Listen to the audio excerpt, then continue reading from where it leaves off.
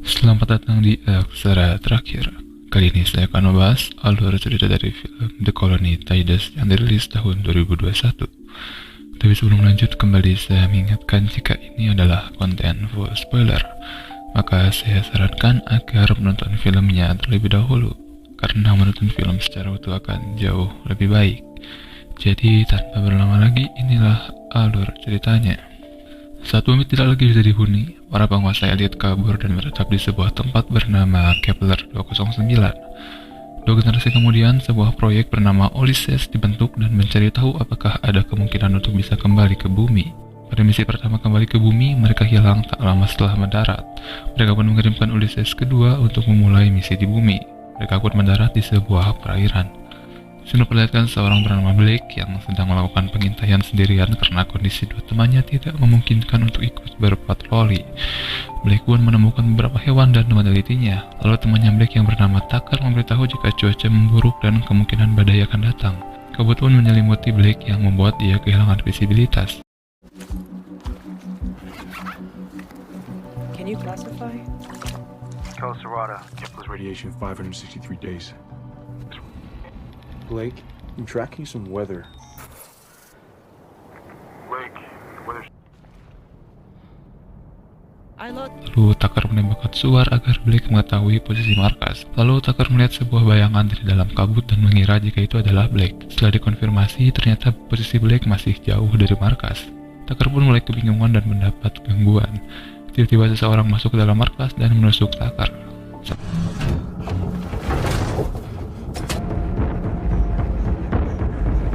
Saat kembali ke markas, Blake melihat markasnya sudah tidak ada di sana dan melihat jejak markas yang dipindahkan. Blake pun mencari Tucker dan markasnya.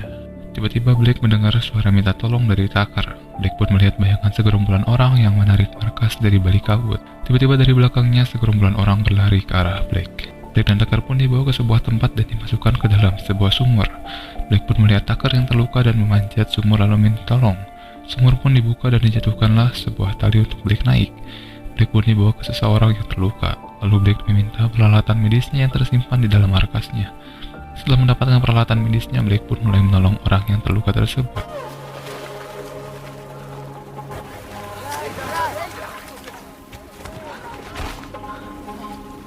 Gilfan. In the pod. I said keep it.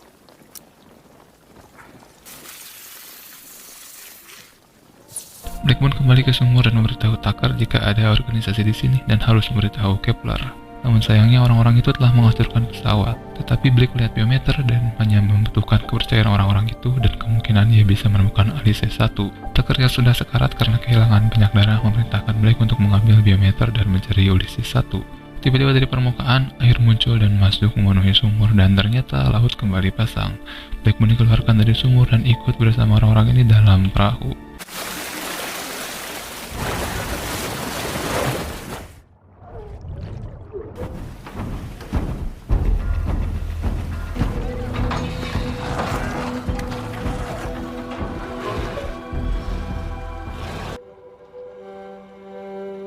Setelah laut kembali surut, Blake ditempatkan kembali ke dalam sumur. Lalu Blake diberikan sebuah benda oleh seorang anak. Mereka pun berkomunikasi menggunakan gambar. Mereka pun berkenalan. Anak itu bernama Mayla. Kemudian Blake menyuruh Mayla untuk mengambil sebuah barang miliknya. From the island? Another planet, Kepler 209. Blake. Can you bring it to me? Tiba-tiba beberapa anak dan seorang bayi dimasukkan ke dalam sumur. Sumur itu lalu ditutup oleh sebuah kain dan terdengar suara kegaduhan dari atas. Blake pun penasaran dan mengecek ke atas dan ternyata sekelompok orang telah menyerang pemukiman ini.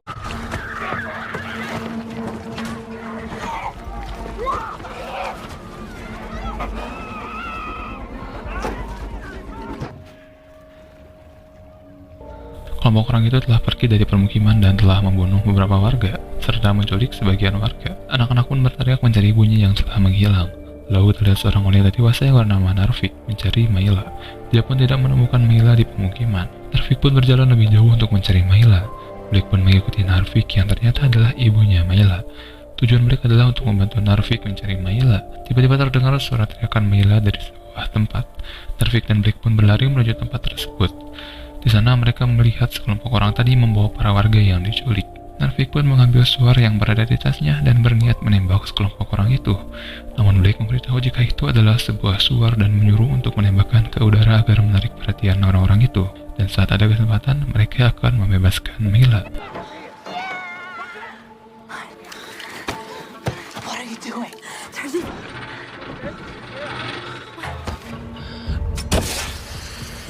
Dan benar saja, saat suar ditembakkan, orang-orang itu berlari menuju suar. Pada saat itu, Blake mengambil kesempatan untuk masuk ke dalam kapal. Blake pun melihat kotak berwarna merah miliknya dan berniat untuk mengambilnya. Namun kelompok orang itu kembali ke perahu. Lalu Blake masuk ke tempat di mana para warga diculik dan bergabung bersama mereka.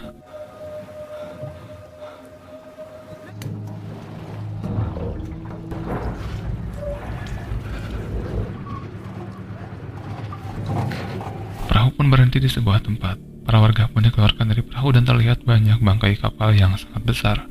Para warga pun dibawa masuk ke dalam bangkai kapal tersebut dan berbaris. Lalu datanglah seseorang dan sepertinya itu adalah pemimpin atau bos dari kelompok ini. Bos itu pun memilih orang-orang untuk dibawa. Lalu dia menemukan sebuah senjata dan menanyakan siapa pemilik senjata tersebut. Dia pun menghampiri Blake dan melihat kalung yang Blake gunakan.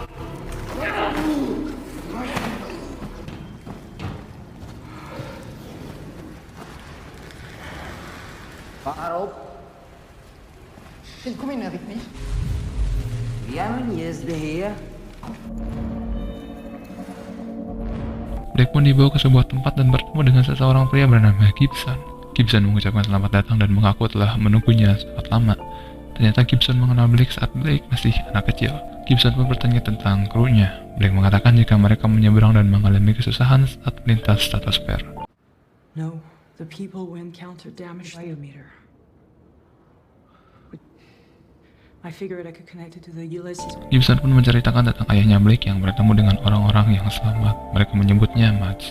Saat akan melaporkan ke orang Kepler, tiba-tiba Mads berontak dan kekerasan pun terjadi. Mereka menghancurkan segalanya termasuk Ulysses 1 dan alat komunikasi. Pada hari itu, ayahnya dan kru yang lain meninggal. Gibson pun bertanya tentang kondisi Kepler. Blake mengatakan jika kondisinya sangat buruk. Semua upaya teknologi reproduksi gagal. Gibson mengatakan jika saat ini waktunya membawa orang-orang mereka dan mewujudkan visi ayahnya Blake. Gibson pun mengantarkan Blake ke kamar yang telah disiapkan. Hydroelectricity. The shower works. Thank you. I'm so pleased. Keesokan harinya, Blake dibawa ke sebuah ruangan berisi anak-anak yang sedang belajar. Saat sedang bernyanyi, datanglah Mayla yang dibawa ke ruang belajar. Blake pun menghampiri Neil yang sedang belajar. Lalu Blake menunjukkan sebuah pohon yang ia tanam dan mengatakan jika dahulu pohon bertebaran di mana-mana. Blake pun bertanya siapa yang mengajarinya. Neil berkata jika dia diajarkan oleh seorang bernama Christopher Columbus.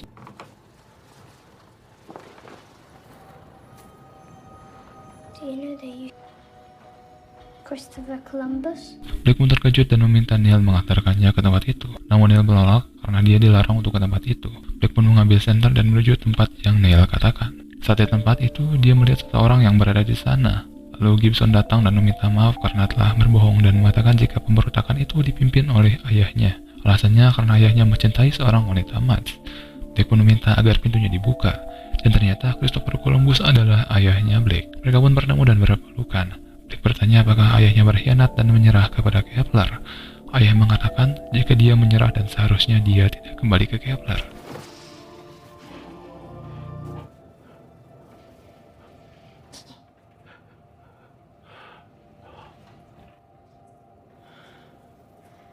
You gave up. Kepler shouldn't come back, Louise. Blake dan keluarga Gibson pun makan malam. Saat sedang mengobrol, tiba-tiba terjadi pemadaman listrik. Awalnya Gibson mengira jika itu adalah pemadaman listrik biasa.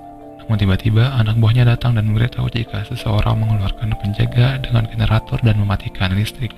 Gibson lalu memerintahkan semua penjaga untuk menjaga pintu masuk. Gibson pun menyuruh Blake untuk kembali ke kamarnya. Tiba-tiba di belakang Blake muncul seseorang dan itu adalah Narvik yang mencari Mayla. Blake pun mengarahkan Narvik ke tempat tidur Mayla. Tiba-tiba petugas keamanan datang dan menyerang Narvik. Begitu pula dengan anak buah Gibson yang menendang dan menyuruh menyingkirkan Narvik. You stop it! Get this thing away. Are you okay? Luka di leher Blake pun diobati oleh Mooney. Lalu Gibson datang dan menanyakan kabar Blake. Kemudian Blake mengatakan jika Narvik hanya ingin anaknya kembali. Gibson berkata jika Mila saat ini menjadi putri Kepler. Lalu anak buah Gibson yang bernama Paling pun memberikan Gibson sebuah kotak berwarna merah. Setelah dibuka, tidak ada biometer di dalam kotak tersebut, dan kemungkinan tertinggal di camp. Lalu Gibson menyuruh Paling dan Blake mengambilnya saat air pasang, dan keesokan harinya, Narvik akan dieksekusi. That comes in. You and Parling. She'll be executed at dawn. Blake pun kembali ke kamarnya dan melihat Mila yang berada di lemari. Blake pun mengatakan jika dia akan mencari ibunya bersama-sama. Tiba-tiba Paling datang dan memeriksa kamar, karena seorang gadis telah hilang. Blake pun melumpuhkan Paling dan mengambil senjatanya. Lalu dia dan Mila bergerak mencari Narvik. Blake pun sampai di sebuah ruangan tempat Mads dikurung.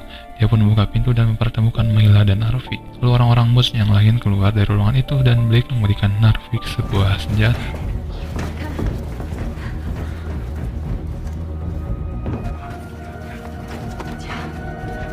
Blake pun menemui ayahnya dan mengajaknya pergi dari sini. Lalu Blake menemukan sebuah boneka milik Mila yang di dalamnya berisi biometer dan sekarang sudah tidak ada. Dan dapat dipastikan jika Gibson sedang mengirimkan informasi ke Kepler. Columbus pun menyuruh agar Blake menghentikan Gibson.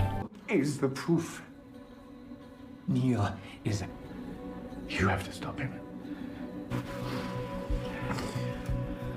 Blake pun membantu para mods keluar dari kapal dan menuju perahu.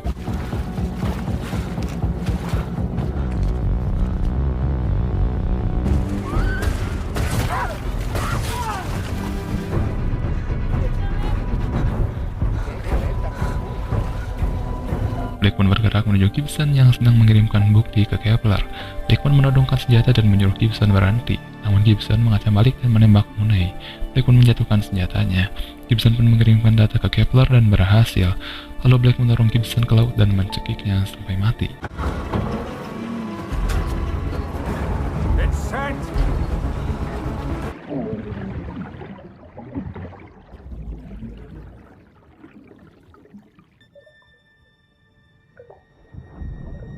Blake pun menemui Neil yang sedang bersedih. Blake lalu memberikan Neil korek api yang selalu diberikan secara turun-temurun dan film pun selesai.